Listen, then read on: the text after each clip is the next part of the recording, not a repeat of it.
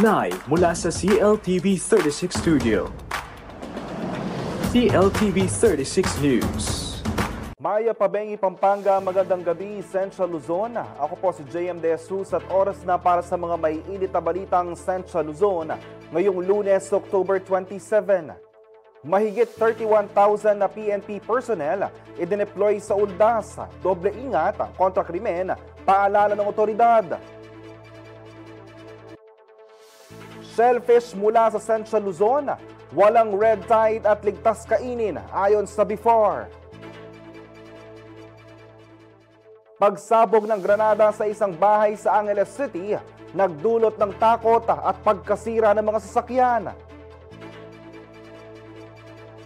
Direktang pagbili ng produkto ng mga lokal na magsasaka at mangingisda, ipinag-utos sa bisa ng Sagip Saka Act.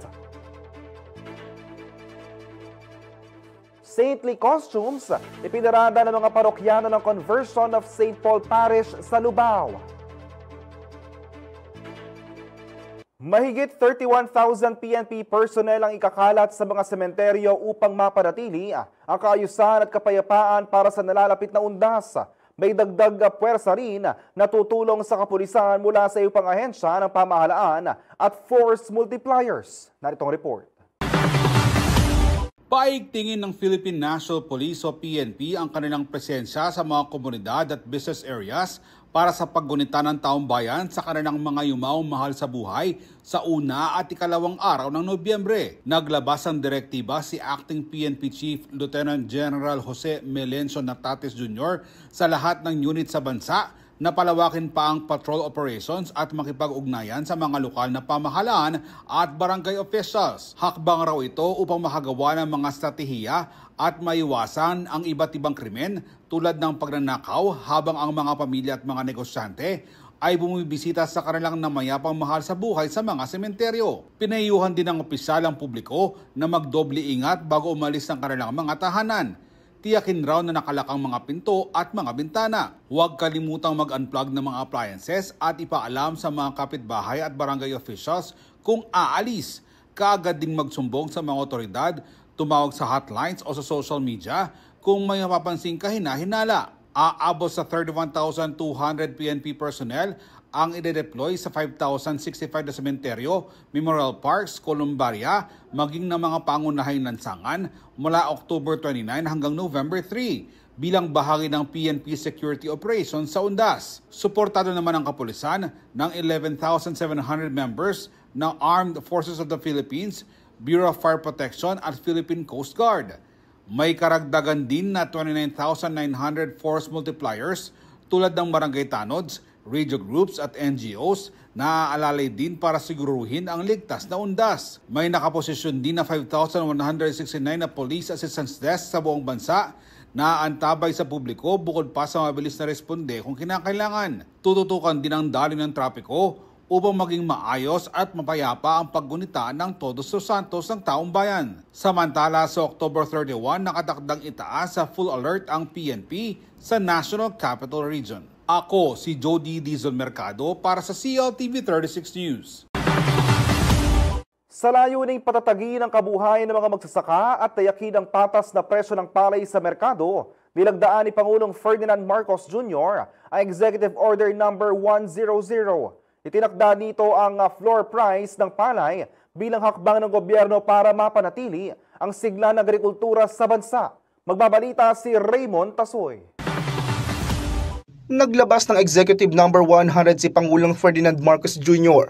na nagtatakda ng floor price o pinakamababang presyo ng palay upang maprotektahan ng mga magsasaka laban sa pagbagsak ng farm gate prices. Sa ilalim ng kautusan, inaatasan ng Department of Agriculture o DA na tukuyin at baguhin ang presyo base sa cost production, kalagayan ng merkado at patas na kita para sa mga magsasaka.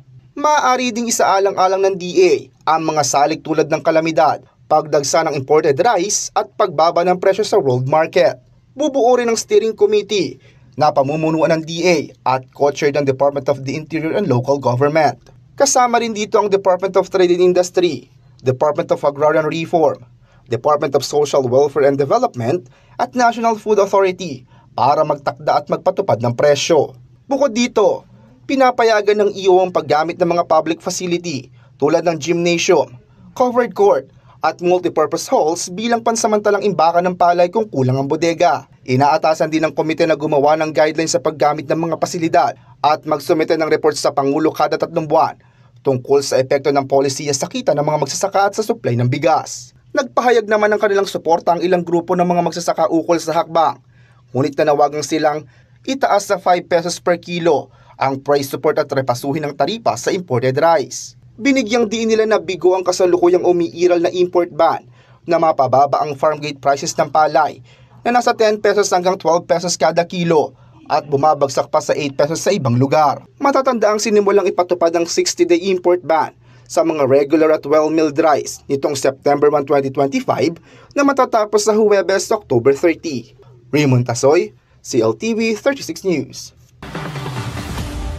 Samantala, wala umunong dapat ipag-alala ang publiko sa pagkain ng mga shellfish mula sa Central Luzon. Ito ay ayon sa Bureau of Fisheries and Aquatic Resources Region 3 o BIFAR Region 3. Batay kasi sa Shellfish Bulletin No. 22 Series of 2025 na inilabas ito October 24, negatibo sa paralytic shellfish poison o PSP o red tide ang mga sample na nakolekta mula sa coastal waters ng Pampanga, Bulacan, Bataan at Zambales. Ibig sabihin, ligtas kainin ng mga hipon, talangka, talaba at iba pang shellfish mula sa mga nabanggit na lugar. Samantala, iniulat din ng BIFAR Region 3 na nagpositibo sa red tide ang iba't ibang coastal area sa Zamboanga del Sur, Zamboanga Sibugay, Western Samar, Eastern Samar at Surigao del Sur. Paalala pa ng ahensya, hindi ligtas hulihin, itinda at kainin ng mga shellfish mula sa mga kontaminadong katubigan. Makisali sa diskusyon ng ating mga balita. I-post ang inyong mga komento at reaksyon sa inyong napanood na mga balita sa ating social media platforms. Sa Facebook at CLTV36 Official, CLTV36 News. Sa X, CLTV36. Sa Instagram, CLTV36 Official. At sa aming YouTube channel, CLTV36 Official. Manatili nakatutok para sa iba pang mga balita ngayong araw.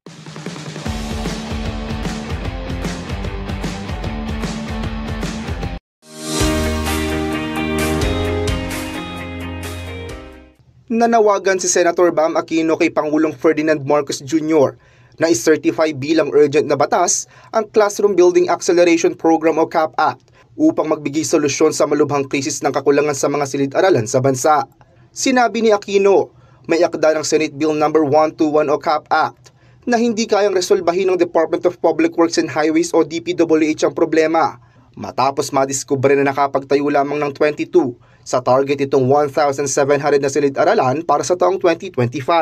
Bagamat kabilang na ang Senate Bill No. 121 sa mga priority measures ng administrasyon para sa ika-20 Kongreso, idiniin ni Aquino na dapat itong i-certify na urgent ni Pangulong Marcos Jr. upang mapabilis ang pagpasa ng panukalang batas. Kapag naisa batas, sinabi ni Aquino na makatutulong ang Senate Bill No. 121 sa pagpapatupad ng direktiba ng Pangulo na ipadaan ng pondo para sa pagtatayo ng mga kinakailangan silid-aralan sa mga local government units o LGUs. Layunin ng panukalang batas ni Aquino na i-decentralize ang pagpapagawa ng mga classroom mula sa DPWH at isama ang mga LGU at non-government organizations o NGOs na may kakayahan sa pagpapagawa ng kakulangan sa mga silid-aralan. Lahat po tayo nagulat nung nalaman natin na 22 lang ang classroom na ginawa ng DPWH ngayong taon. Ang backlog po natin 145,000 pataas. Kaya yung 22 na paggawa ng DPWH, hindi po talaga yan katanggap-tanggap. Mga local government unit, mga NGO na may track record, sabay-sabay po yan para ma-address po natin yung napakalaking problema po natin sa edukasyon. Sa ilalim ng panukala, papayagan ng mga LGU at NGO na magtayo ng mga silid-aralan sa kani-kanilang nasasakupan sa kondisyon na susundin nila ang mga pamantayan at alituntunin na itinakda ng Department of Education o DepEd. Natutuwa po kami na sa araw pong ito, sinangayunan tayo ng Presidente. And we're hoping po na dahil po nag-agree na po tayo dito, isi-certify po niya na urgent ang Classroom Acceleration Program para sabay-sabay po tayong gagawa ng mga classroom para sa ating mga kabataan. Si Aquino ay kasalukuyang nagsisilbing chairperson ng Senate Committee on Basic Education. Raymond Tasoy, CLTV 36 News.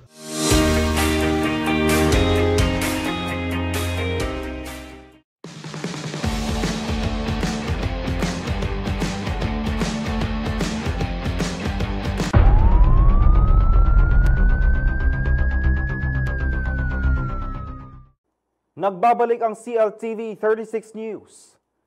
Isang bahay ang hinagisa ng granada ng riding in tandem sa Savannah Subdivision sa Barangay Quayan, Angeles City itong Biyernes, October 24. Para sa detalye, makakasama natin live si Paulo G. Santos. Kuyang Paulo, kumusta ang investigasyon sa insidente? JM, totoong naging katatakutan nitong mga residente dito sa area ng Savannah Subdivision. Itong pangyayari na kung saan pumasok itong riding in tandem, bit-bit itong hand grenade na itinapon sa gitna ng kalsada at nagresulta ito ng pagkakaperwisyo ng mga homeowners doon na sa account ng Angeles City Police Station 5 ay tinatayang nasa 3 na mga behikulo ang tinamaan ng shrapnel. Sa initial na investigation ni Colonel Villarosa, ang City Director o Chief of Police ng Angeles City, isa sa tinitingnan nilang anggulo kung ano yung motibo dito sa pagtatapon ng granada.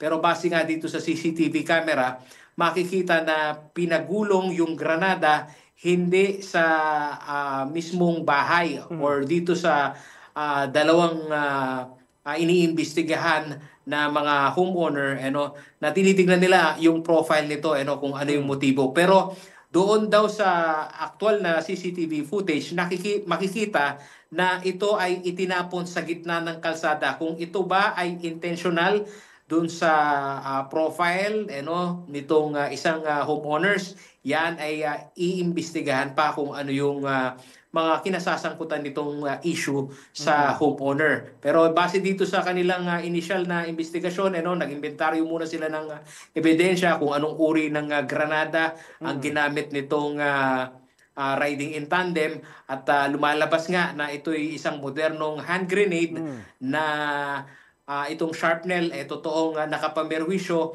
hindi lamang sa mga behikulo kundi dito sa tapat ng bahay ng ilang residente dito. At buti na lamang noong mga panahon na yon kahit may okasyon itong tigtigan terakan walang nasa labas para magdiwang nitong naturang pagtitipon. Kaya walang naiulat na injured o casualty dito sa pangyayaring ito, JM.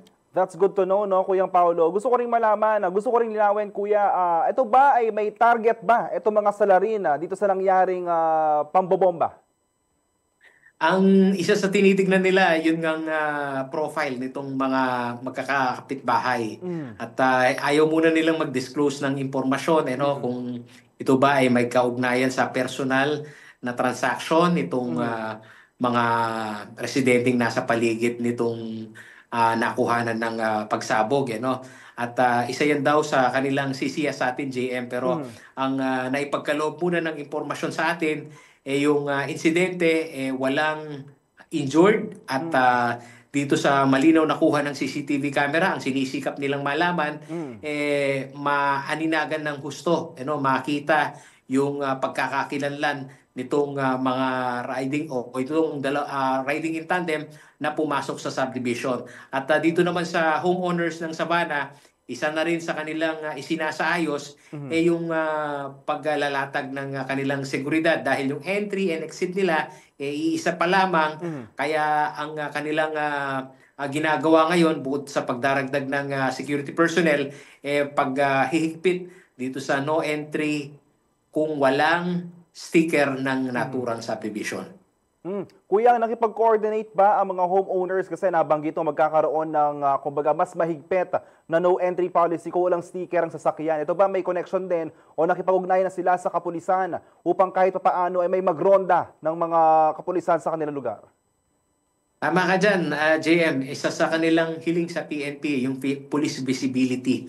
Kasi kung may police doon sa mismong residential area o merong nagro-roving, baka daw nahabol sana itong riding in tandem. Pero itong riding in tandem, nakapasok sila dito sa subdivision dahil itong areang ito merong mga residential space na commercial din yung category. Kaya ang depensa naman itong mga security personnel ng Sabana, nagkataon daw na nung pumasok itong riding in tandem, ang sinabi sa gwardya, meron laang daw bibilhin. Kaya nagkaroon ng pagkakataon na makapasok dito sa residential area. Kuya Paolo, ay naman sa inyong pagsisiyasat, ano ang paalala ng kapulisan sa mga ganitong pangyayari, lalo na sa Ciudad ng Angeles? Ang sinasabi ng PNP, una sa lahat, kailangan talaga ng partisipasyon nitong mga homeowners, lalong-lalo na sa takbo ng investigasyon. Sinisikap nila na madugtong-dugtong yung mga CCTV footage upang mas maging maliwanag kung anong direksyon tumakbo itong mga suspect at gayon na rin yung pagkakakilanlan ng kanilang behikulo. Pero suspecha nila mula doon sa plate number na ginamit nitong riding in tandem, malamang sa malamang hindi totoo doon sa aktual na nakarehistro doon sa sasakyan. At hiling din nitong mga miyembro ng PNP, lalong-lalo na sa homeowners, yung makipag-coordinate yung mga magkakapit-bahay, lalong-lalo na yung tinapunan ng granada o sa gitna ng kalsada, kung ano yung maibabahagi nilang kwento. Lalong-lalo na dito sa usapin na to, kamakailan lang, alam naman natin kung ano yung nilikha ng takot sa mga residente ng Angeles City, na bomb scare naman yung serye nitong nasubaybayan din natin na balita. Pero tiniyak sa atin ni Colonel Villarosa na ito'y magkakaroon ng linaw at sisikapin daw nilang makapagpresenta ng mga impormasyon sa mga susunod na panahon para mabali yung maling kaisipan at kung ito'y iugnay dyan sa mga nakalipas na bomb scare. Maraming salamat, Paolo G. Santos. Sa ibang balita, mula drug den, kulungan na ngayon ng kanlungan ng 6 na drug suspects na nasa kote ng PIDEA at kapulisan matapos ang isinagawang buy-bust operation sa Mabalacat City. Panoorin natin ang report na ito.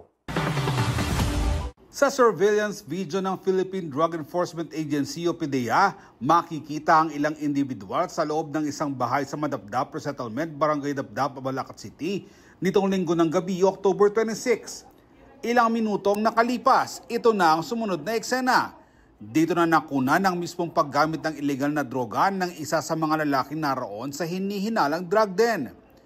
Ito na ang naging hudyat upang pasukin ng mga operatiba ng PIDEA Tarlac at Pampanga kasama ng lokal na kapulisan ng bahay.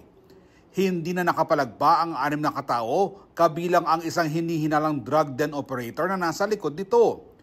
Nadakipang hinihinalang utak ng drug den na si alias Jimmy, 62 taong gulang, at ang kasamahan nito na sina alias JB, 39 na taong gulang, alias Pau, 25 taong gulang, alias Tom, 39 na taong gulang, alias Chris, 25 taong gulang, at alias Joke, 25 taong gulang. Nasamsam sa kanila ang 8 gramo ng suspected shabu na nagkakahalaga ng 54,000 pesos, mga drug paraphernalia at ang marked money na ginamit sa transaksyon ng poster buyer. Nabisto ang mga drug suspects makaraang makatanggap ng impormasyon ng PIDEA sa illegal na aktibidad na nangyayari sa nasabing bahay. Matapos ang casing, paniniktik at validation, natunto ng di umano'y drug den na bentahan at gamitan ng droga.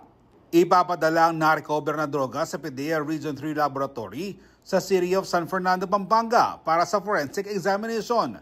Mahaharap ang mga salarin sa paglabag sa RA 9165 o ang Comprehensive Dangerous Drugs Act of 2002. Ako si Jody Dizon Mercado para sa CLTV 36 News.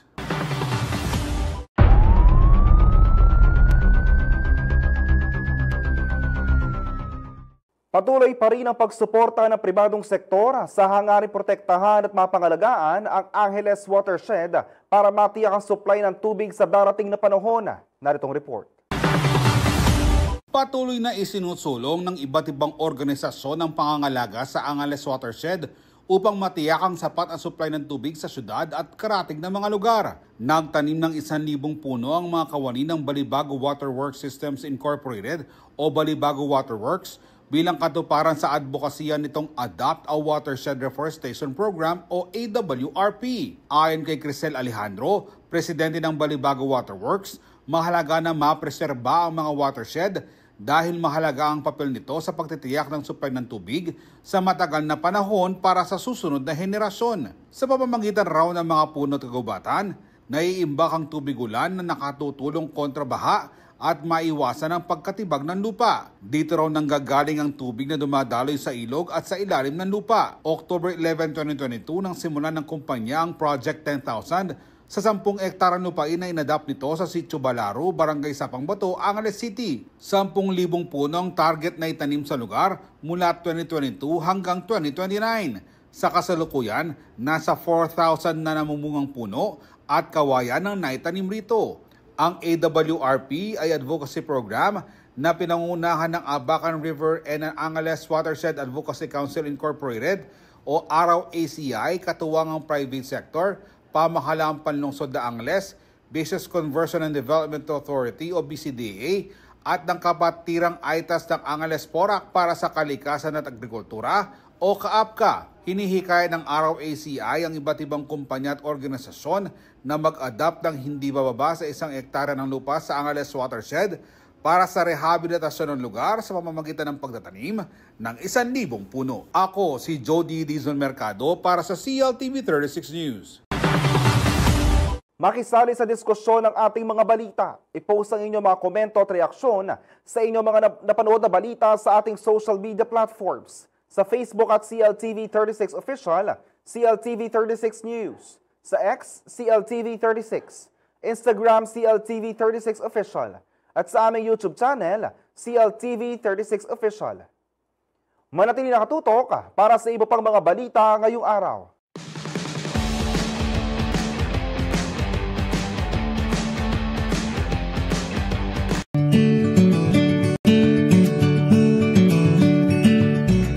Todo hataw ang 4 na dance crew na nagsagupaan sa Business Jingle Dance Craze Competition ng Edelin Homemade Nuts. Tampok sa ika-22 anibersaryo ng kilalang Kapampangan brand na patuloy na nagpapasigla sa lokal na industriya ng pagkain at talento. Layunin ng patimpalak na ipakita ang husay ng mga kabataang Kapampangan sa pagsayaw gamit ang business jingle ng kumpanya habang pinalalaganap ang mensahe ng saya at pagkakaisa. Bahagi rin ito ng pasasalamat ng Edelin's Homemade Nuts sa kanilang mga suki sa loob ng mahigit 2 dekada ng paglilingkod at pag-angat. Sa gitna ng hiyawan at palakpakan, itinanghal na kampyon ang grupong Lil MVD mula Barangay Calulut City of San Fernando. Nakuha naman ng Extreme Limit ang pwestong first runner-up, sinundan ng XLDC bilang second runner-up, at EXO Groove bilang third runner-up. The main goal actually is to give back, okay? For all those who have patronized Edelin's Homemade Nuts for the past 22 years. Nagpapasalamat po kami sa aming mga loyal customers na hindi nagsasawang tumangkilik sa aming mga produkto. This is our way of giving back to the community who has supported us all these years. Binalikan din ni Jasper Brian Cañero, Chief Financial Officer at Treasurer ng Edelin's Homemade Nuts, ang pinagmulan ng kanilang tagumpay. We started in 2003, as in talagang walang-wala kami. Ni puhunan wala, as in talagang mangungutang lang kami sa mga relatives, sa mga friends. At dahil meron nagtiwala, nagkaroon kami ng puhunan. Okay? Dahil sa aming tiyaga, sa aming kasipagan, we were able to get market. No? Nagkaroon kami ng mga kliyente, ng mga customers, at mahalaga yun sa isang negosyo. Dapat tumututok ka sa isang negosyo. Dahil kung hindi ka hands-on, mapapabayaan mo yan at bigla na lang niya mawawala. Para naman sa President at CEO ng kumpanya na si Edelin Cañero, ang kanilang hangarin ay higit pa sa pagnenegosyo.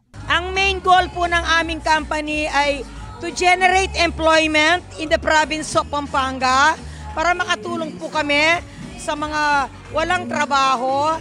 And then, ang pangarap po namin ay maging global distributor of nuts sa buong mundo. Hindi rin nakalimot si Miss Edelin na magpasalamat sa kanilang mga tapat na mamimili. Sa lahat po ng aming mga customers, maraming salamat po sa inyong pagtangkilik sa aming produkto. Nang dahil po sa inyo, aming mga customers, naging successful po ang aming business. Nakatakda rin na nila buksan ng kumpanya ang franchise opportunities para sa mga nais makibahagi sa tagumpay ng kanilang negosyo. We're gonna open our business to aspiring entrepreneurs via franchise. So magkakaroon kami ng mga affordable franchise packages next year. So kung ikaw ay sawa na sa corporate life at gusto magnegosyo, pwede po kayong makiride sa success ng Edelin's Homemade Nuts. Magbibigay po kami ng announcement tungkol po doon. Samantala, para sa mga kabataang kalahok tulad ni Yana Dulce ng grupong Lil MVD, isang oportunidad raw ang ganitong patimpalak upang maipakita ang kanilang talento at husay. First of all po, we thank you for this opportunity po na makasali po dito sa Edelin's Dance Competition po. And we use this platform po para ma-showcase po yung talent po namin. We invite po na tangkilikin po natin ang Edelin's. And masasabi ko po na hindi po ito, hindi po kayo magsisisi and bumili na po kayo sa mga tinda po nila. Sa aming mga kabalen at ang mga kapwa natin, mga Pilipino, even yung mga balikbayan po natin, huwag niyo pong kakalimutan na bumili ng Edelin's Homemade Nuts, the global Filipino pasalubong that you can trust. Kasama si Isel Fernando, Arlen Salonga, CLTV 36 News.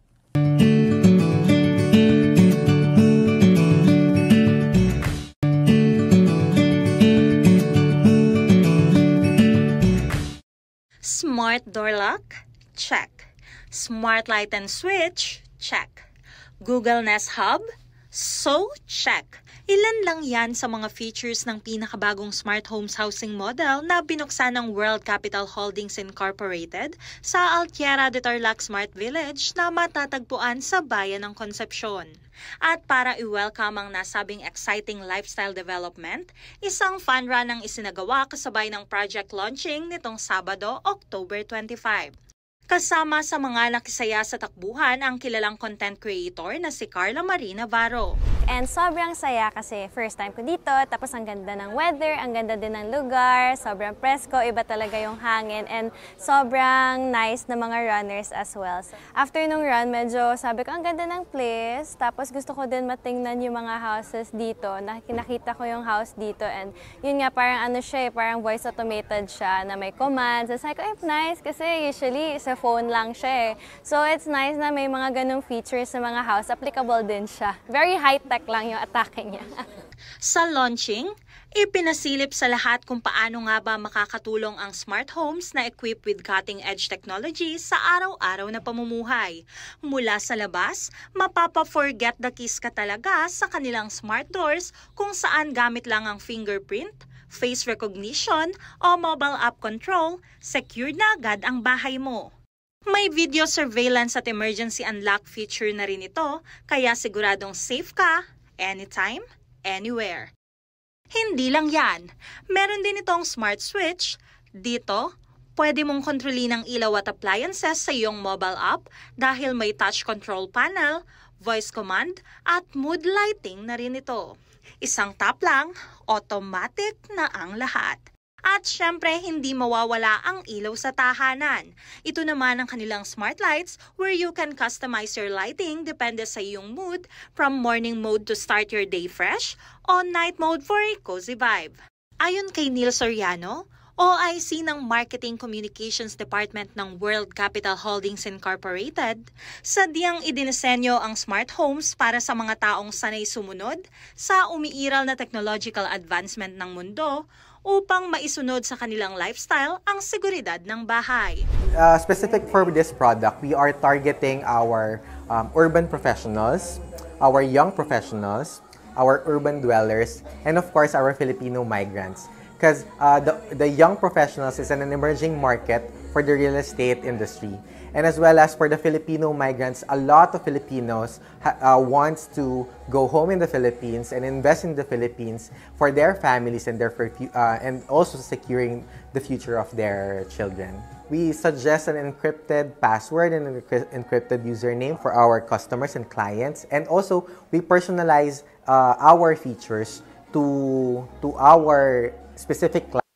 depending on their needs. Binigyang diin naman ni Irwin Paul Pastoriza, Sales and Marketing Group Director ng World Capital Holdings Incorporated, na what makes Altera de Tarlac different from other subdivision is not just their technological features, but because these houses are also eco-friendly. We are inserting things that are unique from the other developers in such ways that it would be more convenient to our clients, as simple as our Google integration, wherein if you get inside the house, you just say, "Hey Google, I'm home," and then automatically your aircon turns on, the light turns on, and even the blinds just opens up. And that is something of a new experience that we're offering to our clients. In fact, we tried our very own solar panels here, so which means that if ever you're just utilizing the power of the sun, so you don't actually use electricity. So it saves a lot of costs in the long run. If you think about it, it saves a lot of costs for our clients in terms of their electricity usage, and that makes it eco-friendly and at the same time savings to the clients. Ang bawat smart homes ay may floor area na 95 square meters at land area na 120 square meters. Mayroon itong 3 bedrooms, 2 bathrooms, kitchen at balcony. May 24/7 security na rin ang 9.1 hectares community na may clubhouse at outdoor gym. Feel the convenience, feel the sustainability, and feel the cost savings that you will actually benefit from it. So what you're waiting for? Come here and visit us here in Altera de Tarlac and witness our smart homes. Riniela Tugay, CLTV 36 News.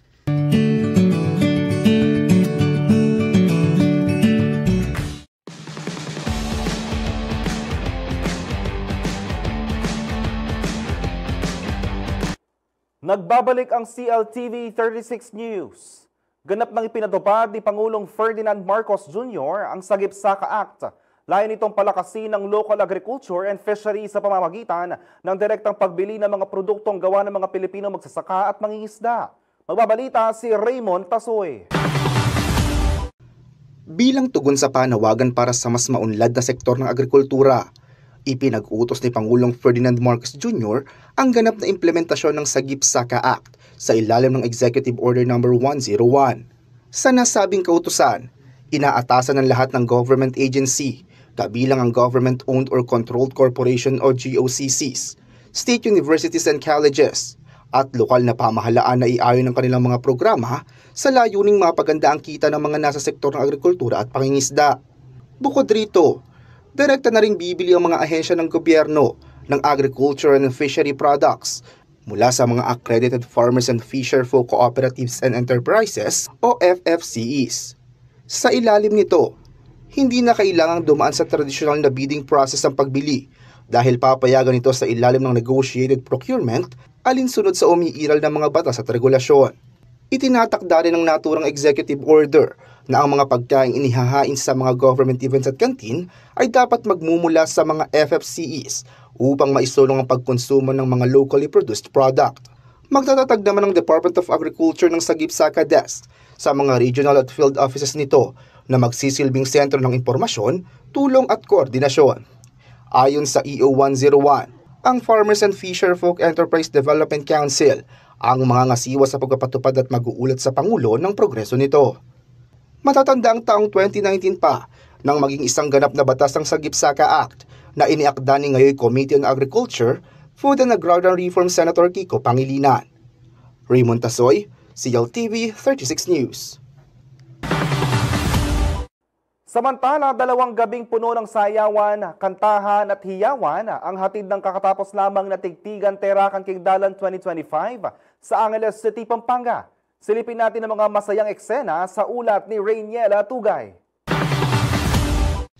Muling nabuhay ang kalsada sa kahabaan ng MacArthur Highway, Balibago, Angeles City, Pampanga matapos dumagsa ang mahigit 60,000 individual sa Tigtigan Terakan Kingdalan o TTKD 2025 nitong October 24 at 25. Tampok ang mga marching bands, mutyaning Angeles candidates at street dancers sa makulay na opening ng TTKD 2025 na inorganisa ng JCI Angeles City Culiat Chapter katuwang ang lokal na pamahalaan. Present din si Mayor Carmelo Jan Lasatin Jr. at mga miyembro ng Angeles City Council at mga kinatawan mula sa iba't ibang ahensya ng syudad. Sa unang gabi pa lamang ng kasiyahan, inihataw ng mga lokal na banda ang kanilang talento sa entablado. Kabilang ang LSS Band, Solidos, Sweet Patatas, Hot Shots at Lily. Nagpasiklab din ng kilig at nostalgia ang mga OPM favorites na Orange and Lemons, Sponge Cola, Hail at Almost na sinabayan ng buong crowd sa kanilang favorite na awitin. Nagpasiklab din ng kilig at nostalgia ang mga OPM favorites na Orange and Lemons, Sponge Cola, Hail at Almost na sinabayan ng buong crowd sa kanilang mga paboritong awitin habang umalingungaw din ng stage sa paglabas ni Gabby Garcia. Mula sa 6 na entablado, dama ang pagkakaisa. Ang bawat tawa, hiyawan at sayawan ay nagsilbing paalala kung bakit espesyal ang gabing ito. Isang sandali kung saan inihehele ang lahat sa ilalim ng iisang himig. Hindi rin nagpahuli ang mga food stalls at local vendors na nagbigay ng lasa at kulay sa bawat kanto. Mula sa paboritong Kapampangan dishes hanggang sa street food at inumin, ramdam ang bango, lasa at saya ng kulturang ating ipinagmamalaki. Sa ikalawang gabi naman, mas lalo pang tumindi ang energy sa kalsada. Nagtuloy-tuloy ang saya sa mga performances ng Silent Sanctuary, Pixie, Pluma at iba pang local bands na naghatid ng kantang pumukaw sa damdamin ng mga partygoers. Kasabay nito, muling nasilayan ang diwa ng kaligayahan sa magdamagang tugtugan. Kasama ang mga pamilyang sabay-sabay na nakikanta, mga kabataang abala sa pagsayaw at mga bisitang namangha sa konsepto ng Mala Oktoberfest na tradisyon ng mga Anghelenyo. Mula sa simpleng pagtitipon noong dekada 90 bilang simbolo ng pagbangon mula sa trahedya ng Mount Pinatubo, ngayon ay isa ng engranding pista ng musika at pagkakaisa ang Tigtigan Terakan Kengdalan na patunay ng matibay na puso at tatag ng mga Kapampangan. Sa pagtatapos ng 2 gabi, isang malinaw na mensahe ang naiwan na sa Angeles City, ang saya ay walang hangganan, ang kultura ay buhay at ang musika ay patuloy na nagbubuklod sa bawat isa. Rainiela Tugay, CLTV 36 News. Hindi scary costumes kundi kasuotang katulad ng mga santo at santa ang ibinida ng mga parokyano ng Conversion of St. Paul Parish sa San Pablo First, Lubao, Pampanga. Bahagi ito ng Dress Like a Saint celebration ng simbahan na ginanap itong Linggo, October 26 bilang kapalit ng tradisyonal na pagdiriwang ng Halloween. Bukod sa mga chikiting, nakiisa rin ang mga young at heart sa pag-costume at pagparada sa paligid ng parokya. Bumisita rin sila sa mga bahay kung saan God bless you ang kanilang bungad at nakatanggap pa sila ng treats. Ilan sa mga kinagiliwang kalahok ay nagdamit ala Little Saint John Paul II, Saint Raphael the Archangel, Saint Anthony of Padua, Saint Catherine of Siena, at Our Lady of Mary Mediatrix of All Grace. Bukod sa idinaos na pamisamak ding banal, bumuo rin ng Living Rosary ang mga parishioner. Ang mga nagdarasal mismo ng silbing beads ng rosaryo. Layunin naman noon ng aktibidad na ibahagi sa mga parokyano lalo na sa mga kabataan ang kahalagahan ng pananampalataya at kabanalan. Nagpasalamat naman si Reverend Father Jonathan Bartolome, ang kura paroko ng Conversion of St. Paul Parish, sa mga sumuporta at tumulong sa selebrasyon. Makisali sa diskusyon ng ating mga balita. I-post ang inyong mga komento at reaksyon sa inyong napanood na mga balita sa ating social media platforms. Sa Facebook, CLTV36 Official, CLTV36 News. Sa X, CLTV36. Sa Instagram, CLTV36 Official. At sa aming YouTube channel, CLTV36 Official. Manatili nakatutok para sa iba pang mga balita ngayong araw.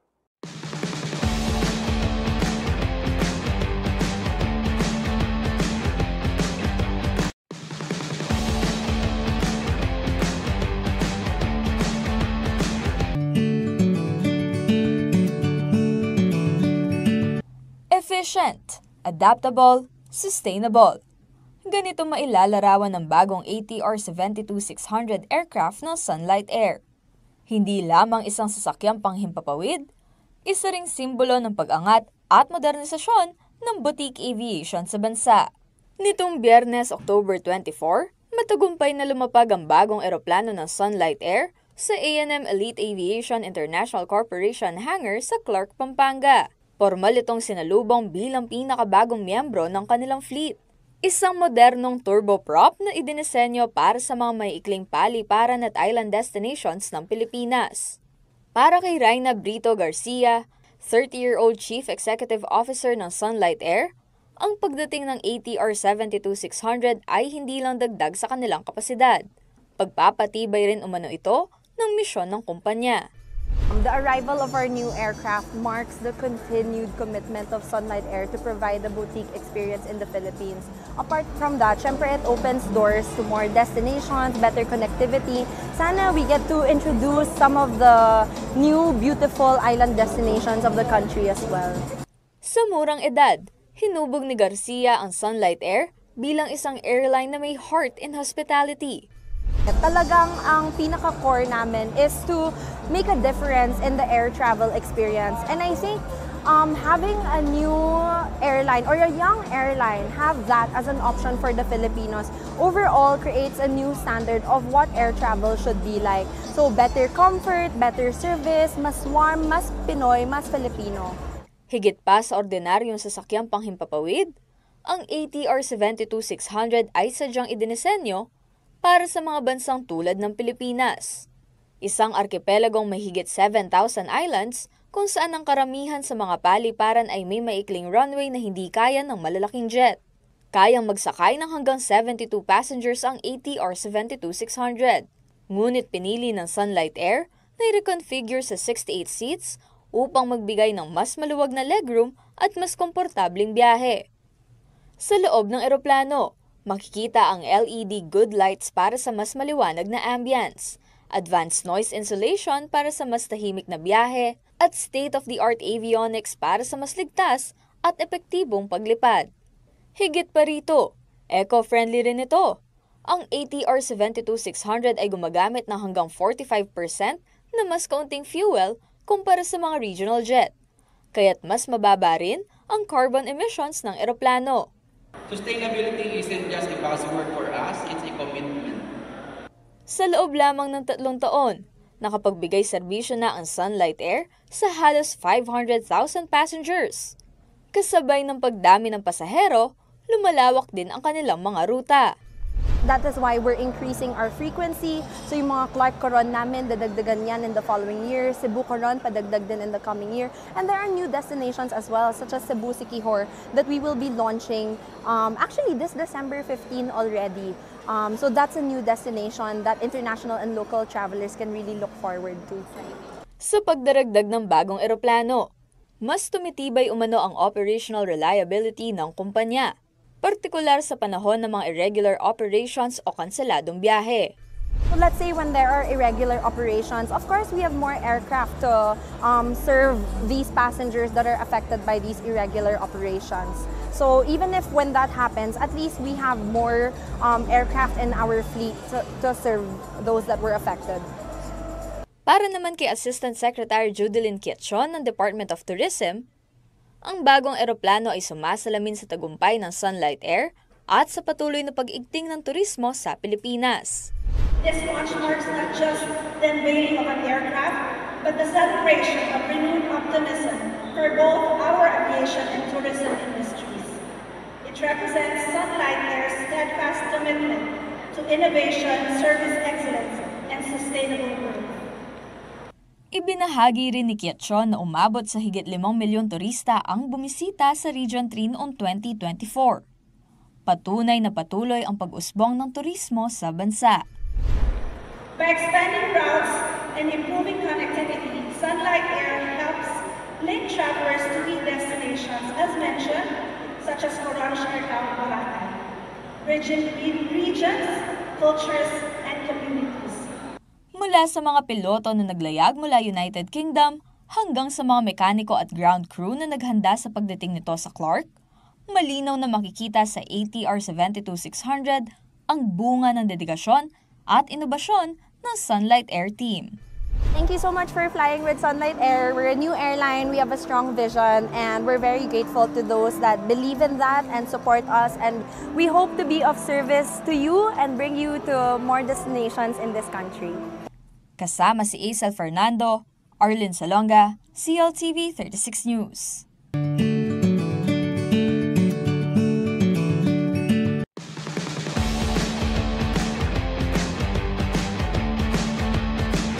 Nagbabalik ang CLTV 36 News. Alamin naman natin ang lagay ng panahon sa report na ito.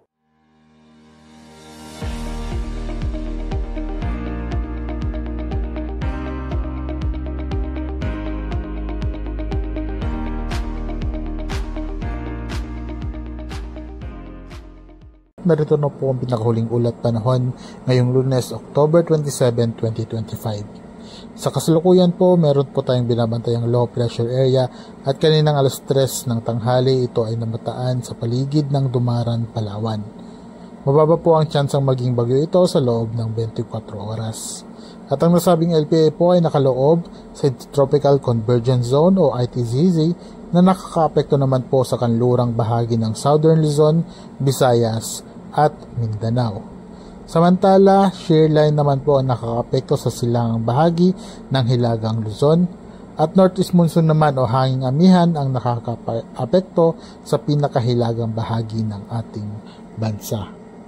Para po sa lagay ng ating panahon, ngayong araw makakaranas ng maulap na kalangitan na may kalat-kalat na mga pag-ulan, pagkulog, pagkidlat dito sa Palawan, Occidental Mindoro at Oriental Mindoro. Dulot po yan ng low pressure area. Maulap din na kalangitan na may kalat-kalat mga pag-ulan, pagkulog, pagkidlat dito naman sa Cagayan, Isabela at Aurora dahil naman po yan sa shear line. Pinag-iingat po ating mga kababayan sa posibleng biglaang pagbaha o pagguho ng lupa dahil po sa katamtaman hanggang sa malalakas na mga ulan. Sa Batanes naman po, aasahan po natin ang maulap na kalangitan na may mga pag-ulan, dulot po yan ng northeast monsoon. Sa Western Visayas, Negros Island Region, Zamboanga Peninsula at Barm, aasahan natin ang bahagyang maulap hanggang sa maulap na kalangitan na may pulupulong mga pag-ulan at pagkulog pagkidlat, dulot po yan ng ITZZ. Sa Metro Manila at nalalabing bahagi ng ating bansa, bahagyang maulap hanggang sa maulap na kalangitan na may pulupulo ding mga pag-ulan, pagkulog pagkidlat, dulot naman po yan ng easterlies. Pinag-iingat pa rin po ating mga kababayan sa biglaang pagbaha o pagguho ng lupa kapag po meron tayong mga malalakas na mga thunderstorms. Yan po ang pinakahuling ulat panahon mula dito sa Pag-asa Clark Weather Station. Ako po si Rainier Agas, nag-uulat.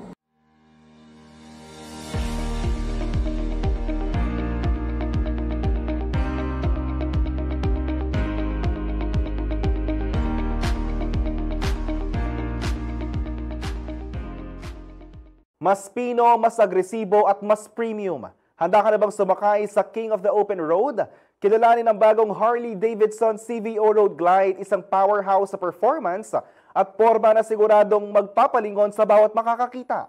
At good news riders, available na ito sa Laos Auto Group kaya hindi mo na kailangan lumayo para mananasan ang Harley-Davidson lifestyle. Alamin natin ang top-tier features ng CVO Road Glide at kung bakit ito ang ultimate choice para sa mga seryosong rider na hanap ay power, style at comfort sa iisang makina.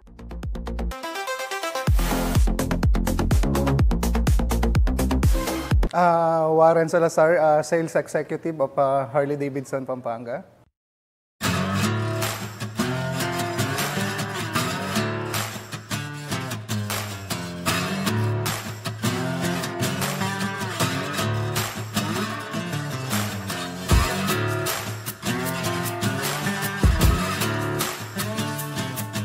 Bali ma'am, ito isa sa premium bikes ni Harley-Davidson.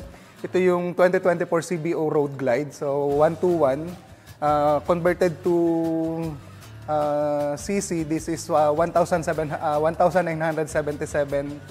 cc motorcycle. So one of the premium bike of Harley-Davidson kasi lahat ng nakakabit dito mga pili. Kumbaga yun yung mga magagandang klase na accessories and parts ni Harley-Davidson. So, makikita nyo dito, meron siyang infotainment na tinatawag. So, makikita natin dito sa bike na to, meron siyang TFT screen and meron na rin tong mga speakers. So yung speakers nito, exclusive kay Harley, Rockford Postgate brand, na kay Harley mo lang makikita. So ano din siya, waterproof. Itong gantong bike, kasama siya sa category ng Grand American Touring. So in terms of comfort pagdating sa mga long ride, maganda siya. Makikita nyo rin, meron siyang mga bugs. So very comfortable siya gamitin kapag may mga overnight rides tayo, mga long ride. So actually, ang Harley Davidson mas unang nakilala sa mga gantong klase ng bike, kung mapapansin ninyo or kung alam ninyo, pag sinabing Harley Davidson, isa tong itsura na to sa pinaka-iconic bikes ng Harley. So ito yung isa sa pinagmamalaki ng kumpanya ng Harley Davidson, yung mga Grand American Touring bikes. Then, yun nga, dahil nga pang long ride siya, fuel capacity nito is 22.7 liters. So, fuel consumption around 17 to 20 kilometers per liter. Kaya very, na rin siya, economic pagdating sa fuel consumption. Matipid na siya, ma'am, in terms of dun sa 17 to 20 pagdating sa mga motorcycle with 1,900 cc displacement, matipid na siya. Itong CBO 2024 Road Glide natin, price at 4,350,000. So, available siya for cash or bank financing, and pwede rin namang credit card. Pag sa bank financing natin siya kinuha, maximum of 3 years, then usually ang hinihingi ng bank 30% or 20%. So, si bank na yung makakapagsabi kung magkano yung magiging monthly amortization and magkano yung requirements nila pagdating dun sa down payment. Kapag nag-avail tayo ng Harley Davidson bike dito sa Laos Group Motorbikes, automatic kasama na dun yung 3 years LTO registration, then may kasama na rin siyang 1-year TPL insurance, and i-enroll na rin namin siya for 1 year sa Laos Care Program. Yun yung emergency assistance nung Laos Auto Group and Laos Motorbikes. And meron na rin siyang kasamang 1-year registration sa HAG International Membership.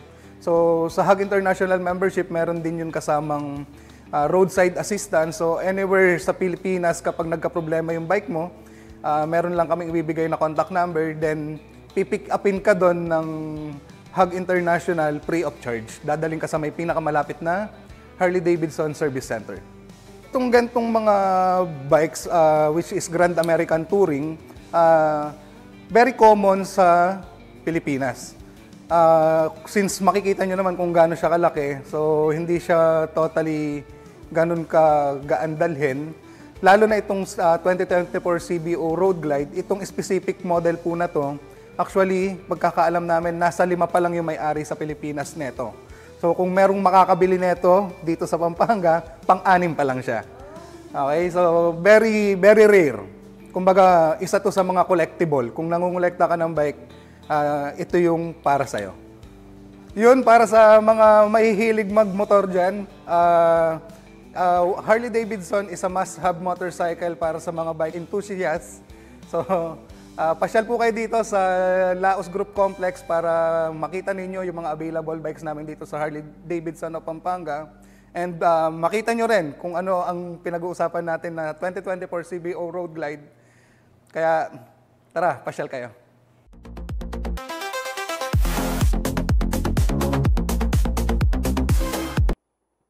Gintong tagumpay ang hatid ng mga Pinoy athletes sa iba't ibang panig ng mundo matapos manguna sa kani-kanilang larangan. Sa Asian Youth Games, 3 gold medals ang nakuha ng Pilipinas sa Muay Thai events. Habang sa Artistic Gymnastics World Championships naman, ginto rin ang nakuha ni Carlos Yulo sa men's vault. Panoorin natin ang report na ito.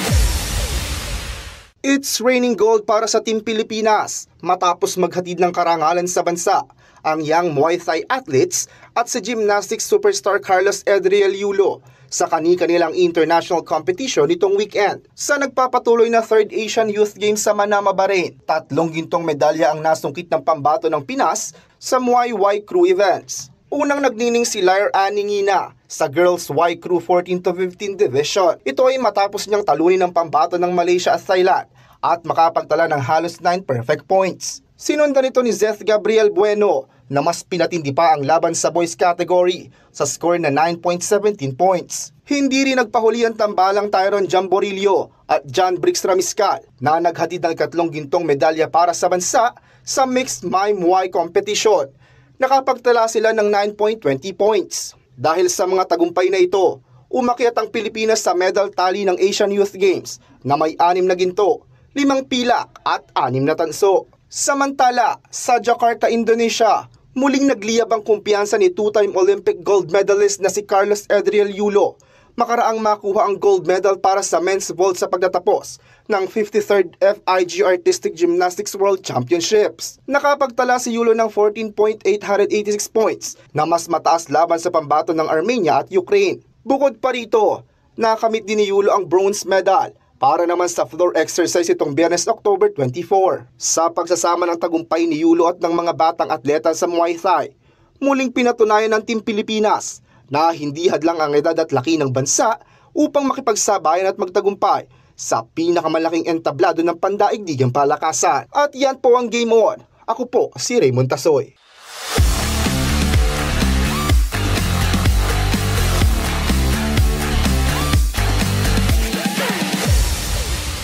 At yan ang mga balitang nakalat ng CLTV 36 News. Para sa karagdagang detalye, maaari niyong i-follow ang aming social media pages. Sa Facebook at CLTV 36 Official, CLTV 36 News. Sa X, CLTV 36. Instagram, CLTV 36 Official. Kung nais yung balikan ng mga programa ng CLTV, pwede niyong bisitahin ang aming YouTube channel na CLTV 36 Official at syempre ang aming website na CLTV36.tv. I-promote ang iyong negosyo para mas marami ka maabot sa TV at social media sa pamamagitan ng pagkikipag-partner sa CLTV 36. Magpa-advertise na at i-feature yung produkto o serbisyo sa aming mga news at public affairs program. Para sa inquiries, mag-message sa aming official Facebook page na CLTV36 o tumawag at mag-text sa 0930-381-9332 o 0918-854-2357. Mapapanood din ang mga programa ng CLTV nationwide via Signal Channel 115 at sa ating 39 cable partners. Mga kabalen, 59 days na lamang po at Pasko na. Kasama ang buong pwersa ng CLTV News and Current Affairs, ako po si JM De Jesus. Maraming salamat po.